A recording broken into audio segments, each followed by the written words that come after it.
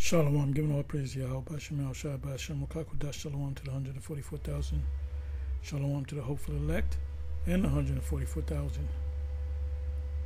Anyway, I'm going to entitle this video, It Only Takes One Madman to Start a Nuclear War, or the War of Armageddon. Anyway, this is a video. This is a woman by the name of Annie Jacobson, I believe, based upon the last name. She's most likely a J. And this channel is Lex Friedman. He's a guy that interviews a lot of people on very serious subjects. Anyway, it says here, Annie Jacobson, nuclear war, CIA, KGB, aliens, Area 51, Roswell, and secrecy. So right about here, I went back a little bit, but right about here, start at the 4-minute 37 mark. You can actually start from the beginning. What I'm going to do is I'm gonna mute this, and then I'm going to let her speak. This is why we hope and pray that this guy gets back in office. So here we go. Oh, I'm sorry. Closed caption. In the nuclear command and control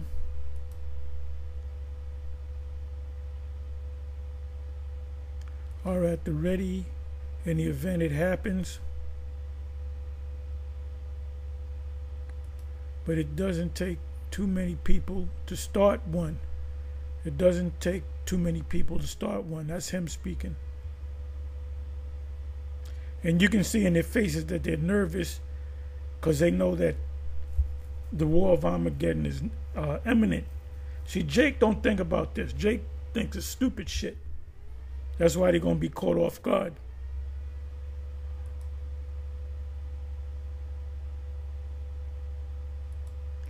In the words of Richard Gerwin,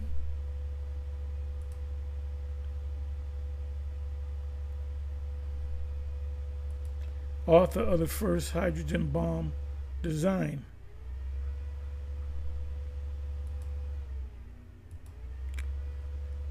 who drew the plan for the IV mic. That must say something else. Thermonuclear bomb.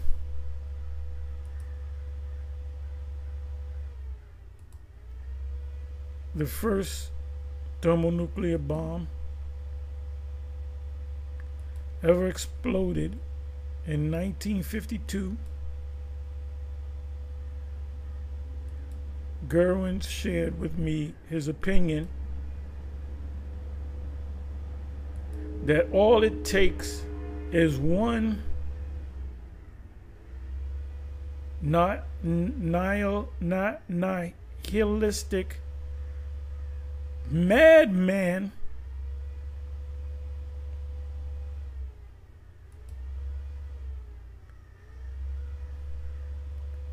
with a nuclear arsenal to start a nuclear war.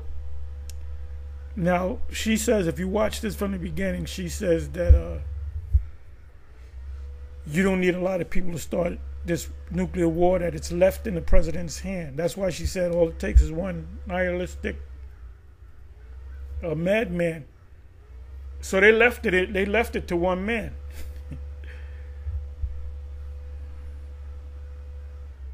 And see, this is the Most High did this. The Most High did this. So he can have a bad day, might not be able to get it up that morning and decide to, start World War III.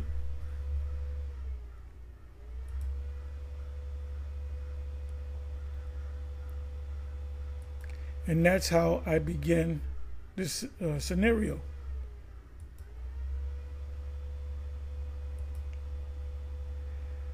What are the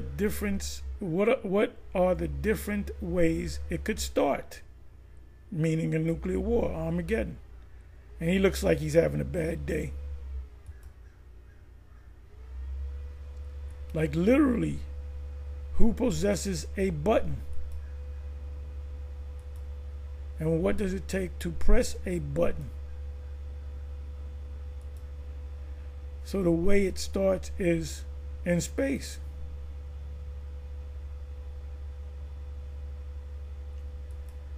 Meaning U.S. Defense Department has a early warning system, and the system is space constellation of satellites that is keeping an eye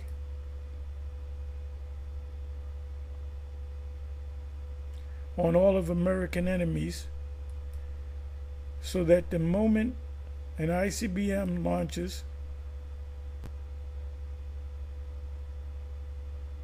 the satellite in space, and I'm talking about, I'm talking about 1/10 of the way to the moon. That's how powerful these satellites are. And geosync,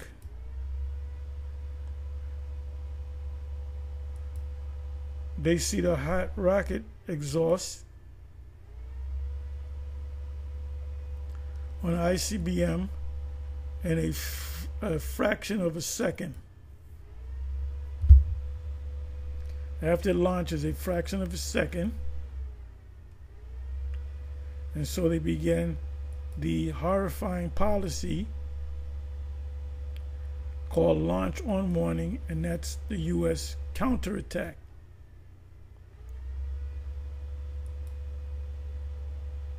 Meaning the reason that the U.S.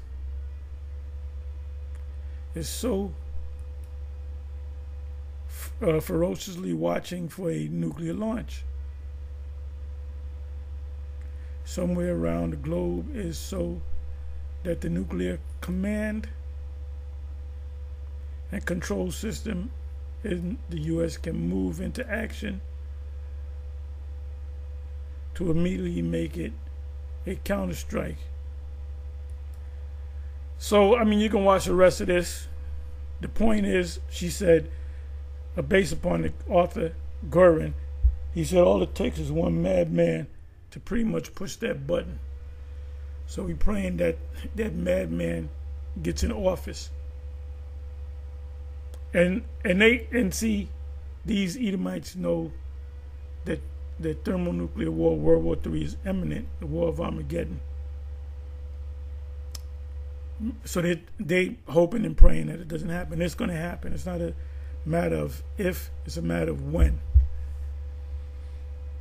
So you got to get the madman in there first. You wake up having a bad day. Just decides to destroy the whole earth, which the whole earth is not going to be destroyed, but one place, two places, Palestine and America, the United States. And while I was reading this, a lot of precepts started popping in my head. The first one was Isaiah chapter 13, one of my favorite prophetic book chapters. Jeremiah 50, Jeremiah 51, multiple chapters in the book of Revelation, Job 20, bow of steel,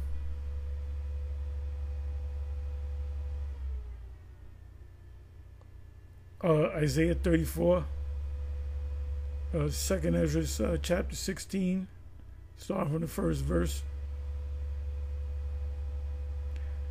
So now, if they took these scriptures, to heart and literal, they would know that some of these scriptures are spiritual and some of these scriptures are literal. When it speaks about the destruction, it's clearly speaking in a literal sense. So that's all I wanted to do. Let's say, anyway, with that, it's on to the next one. Shalom.